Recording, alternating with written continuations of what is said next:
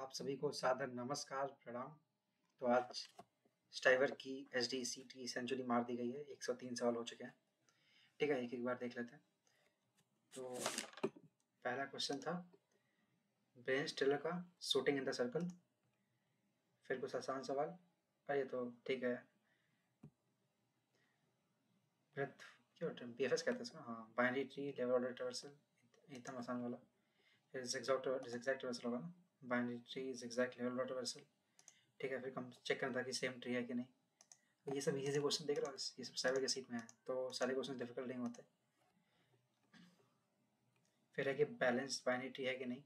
Balance क्या होता है कि हाइट का डिफरेंस सब ट्री में 1 हो या उससे कम हो, मतलब तो 0 हो या तो 1 हो, ये बैलेंस है। देखो यार, ये हाइट कितना दिख रहा है, 2 का है, इतना इसका 3, तो ये बैलेंस है। फिर से देख लेते हैं।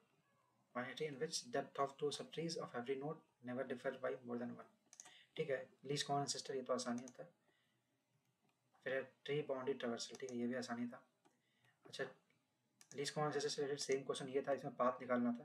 तो पाथ और least common ancestor same problem थे, मैंने इसको सॉल्व नहीं किया फिर पाथ वाले को। ठीक है, क्योंकि इसमें पाथ निकाल के सॉल्व करते हैं। ठीक है, ये तो कर लोगे, ये भी हो जाएगा। सेम ट्री में ध्यान रखना, नोट को कंपेयर करते हैं। ठीक है, और बैलेंस बाइनरी ट्री ये का इम्प्लीमेंटेशन देख लेते हैं, सवाल सही है इसका।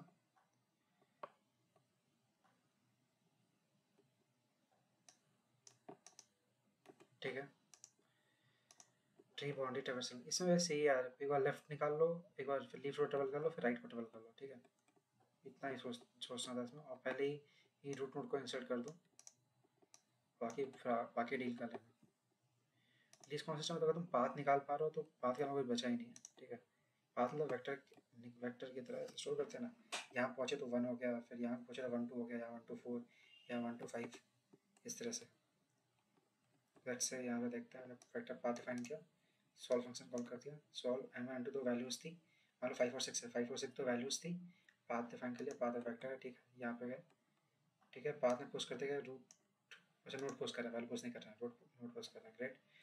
फिर चेक कर रहे हैं अगर नोट का डेटा n1 के बराबर हो, n1 n2 वैल्यूज़ हैं 5 और 6, तो पाथ 1 पाथ के बराबर कर दो, पाथ 2 पाथ के बराबर कर दो। अच्छा, मैंने ग्लोबल वेक्टर फाइन किया था, ग्लोबल वेक्टर 2।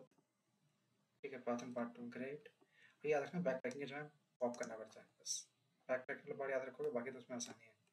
और ये थोड़ा सा डील करना पड़ेगा, तुमको सोच लोगे, बहुत आसानी से आई है। ठीक है, इसमें ये था, इसमें तो एग्जैक्टली पाथ निकालना था, पाथ हम यहाँ यही निकाल चुके थे। तो ठीक है, आज तो आसान ही सारे सवाल थे, सभी सवाल आसान थे ऑलमोस्ट आज।